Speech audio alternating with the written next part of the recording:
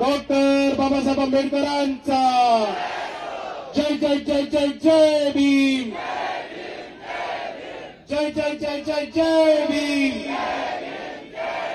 भारतीय संविधानाचा, भारतीय संविधानाचा, भारतीय बौद्ध महासभेचा, भारतीय बौद्ध महासभेचा,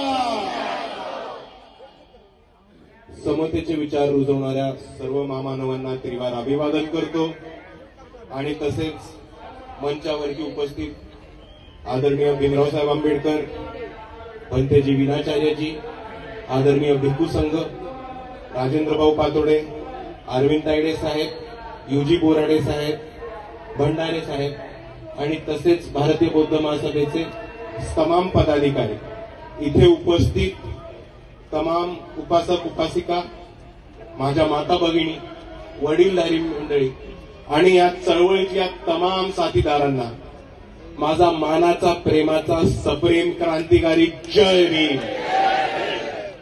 मित्रांनो, जर आपण आज इतिहासाची पुस्तकं बघितली, जर आपण आज इतिहास बघितला, टेक्स्टबुक्स बघितले आणि जास्तीत जास्त झालेले प्रकाशन आणि इतिहासाची नोंद बघितली, तर आजही इतिहासाच्या नोंदमध्ये, शाळेच्या टेक्स्टबुक्समध्ये, सगळ्या इतिहासाच्या पुस्तकांमध्ये आजही भीमा कोरेगावचा लढा, भीमा कोरेगावचं युद्ध हे East India Company versus Peshwa regiment of Maratha empire अशी नोंद केली जाते.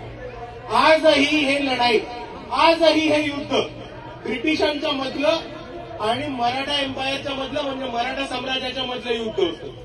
पण आजही इकडच्या व्यवस्थेने, इकडच्या मनुवादी व्यवस्थेने हा इतिहास वगळायचा आणि हा इतिहास पुसायचा प्रयत्न केलाय की आज इथे 500 शूरवीर महारांनी इकडच्या मनुवादी व्यवस्थेला आणि पेशवाई व्यवस्थेला कापून मातीत टाकण्याचं काम केलं होतं.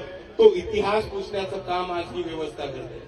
पण मित्रांनो, एक गोष्ट समजून घ्या, जोपर्यंत 31 डिसेंबरला, 1 जानेवारीला लाखोच्या आणि करोडोच्या संख्येने आज जसे आपण इथे उपस्थित झालो, तसंच दरवर्षी जर आपण भीमा कोरेगाव विजय स्तंभाला अभिवादन करायला उपस्थित झालो, तर हा इतिहास पुसणं कोणाच्या बापाला सुद्धा शक्य नाही, हे आपण सर्वांनी लक्षात घ्या.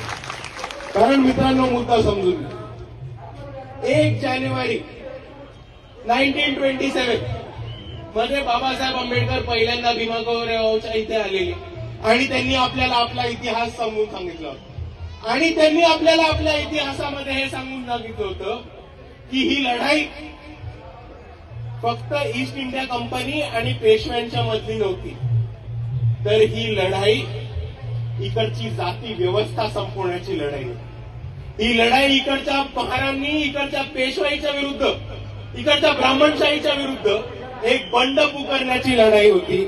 आणि त्याचबरोबर ही लढाई एका बंड पुकारण्याच्या प्रतीकाची लढाई होती. आणि म्हणून आज फक्त महाराष्ट्रात नाही, तर अख्ख्या भारतामध्ये आपण भीमा कोरेगावचा विजय स्तंभ हा लढायांचा, योद्धांचा आणि आपण जो बंड पुकारलाय त्या बंडाचं प्रतीक म्हणून आपण साजर करतो. आणि म्हणून मी आपल्या सर्वांना एवढंच सांगू इच्छितो की आज आपण जे इकडे जमलो ते भीमा कोरेगावच्या 500 शूरवीरांना वंदन करायला, अभिवादन करायला जमलोय.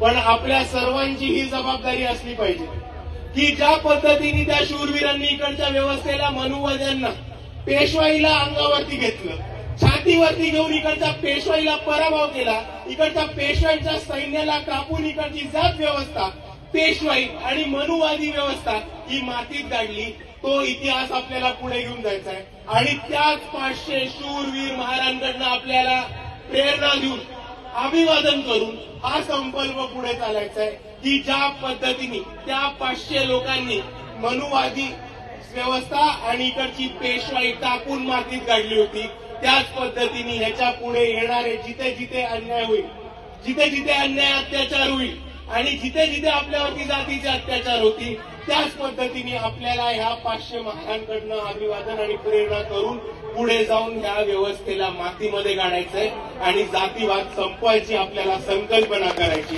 एवढा आज आपल्याला महत्वाचा कारण मित्रांनो, मुद्दा समजून घ्या. मुद्दा अतिशय सोपा आहे. जर त्या जमान्यामध्ये 500 महाराजांनी अख्ख्या पेशव्यांच्या सैन्याला अंगावर घ्यायची हिंमत दाखवली असेल, तर तो आपल्याला एक प्रेरणा देतोय आणि तो आपल्याला आपली पुढची दिशा दाखवतो. आज आपण प्रत्येक पावलावर, प्रत्येक क्षेत्रामध्ये, प्रत्येक विषयामध्ये आपण पुढाकार केलेला आहे आणि आपण आपली तरक्की केलेली आहे. पण आपण आपल्या खऱ्या अर्थाने तरक्की आणि पुढाकार जोपर्यंत नाही करू शकत, जोपर्यंत जसं बाबासाहेब आंबेडकरांनी सांगितलं तसं आपण शासनकर्ती जमात नाही म्हणून. बाबासाहेबांनी आपल्याला एक महत्वाचा संदेश दिला होता की जाऊन आपल्या घरावरती द्या की आपल्याला शासनकर्ती जमात बनायची. त्याच पद्धतीने जर आपण बघितलं तर आज शिक्षण असो, आरोग्य असो, इन्फॉर्मेशन टेक्नॉलॉजी असो, क्रीडा असो, मीडिया असो, आज आपल्या लोकांनी प्रत्येक क्षेत्रामध्ये आपला छापा ठेवलेला आहे. फक्त आपण शासनकर्ती जमात राहिलो. म्हणून मी आपल्या सर्वांना एवढीच विनंती करतो की आज आपण भीमा कोरेगाव इथे विजय स्तंभाच्या खाली लावू.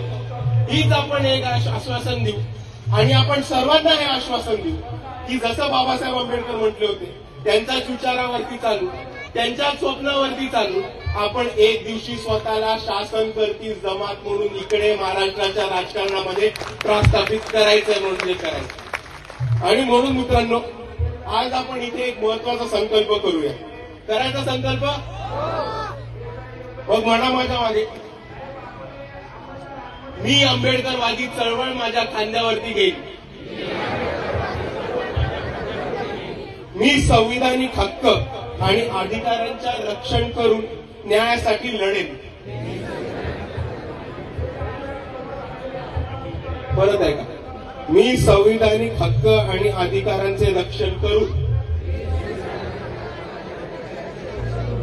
न्यायासाठी लढेन.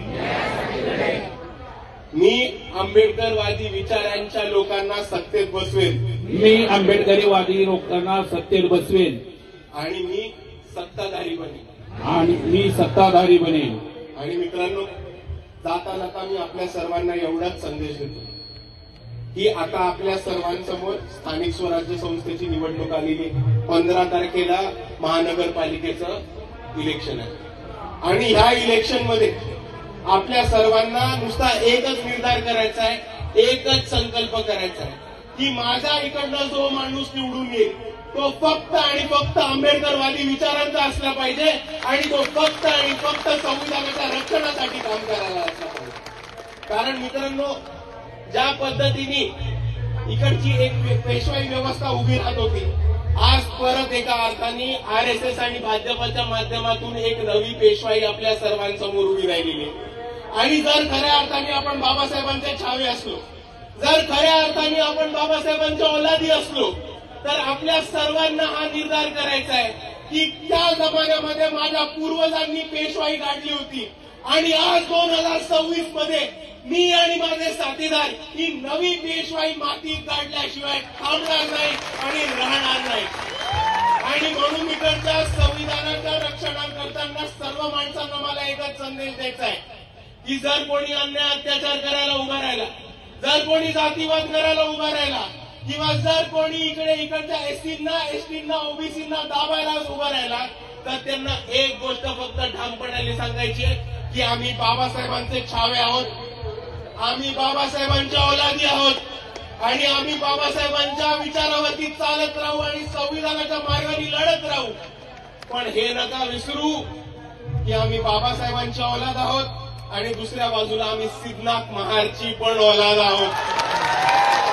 आणि म्हणून जर कोणी आरे केलं तर त्याला कार्य केल्याशिवाय थांबणार नाही.